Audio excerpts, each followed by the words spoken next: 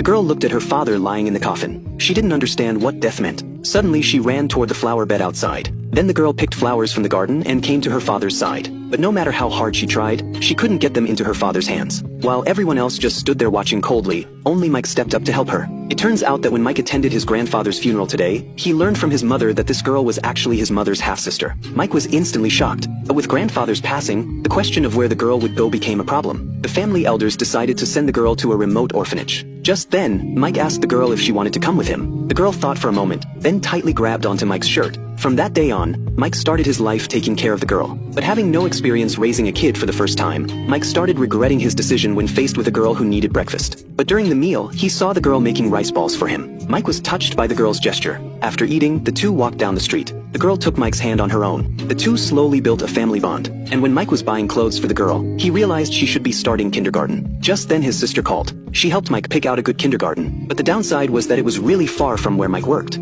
So every day Mike would run with the girl to get to school. But when Mike dropped the girl off at school and turned to leave, he saw the disappointed look on her face. So Mike went over and promised the girl he would definitely come pick her up that evening. However, this made Mike late for work. That evening, Mike sprinted to the kindergarten. He found only the girl's lonely figure by the gate. But there was no longer any disappointment on the girl's face. The next day, the two ran to kindergarten again. Mike had even switched to running shoes. And the girl's only joy was watching Mike rush in and out of the kindergarten. But this exhausting lifestyle didn't last long. Mike asked his supervisor to transfer him to a labor-intensive position that didn't require overtime. However, when Mike first saw his tough-looking co-workers, he seemed especially out of place at their first meeting. But after spending a little time together, those tough guys showed their gentle sides too. But one day, when Mike woke up, he found a wet spot on the bed.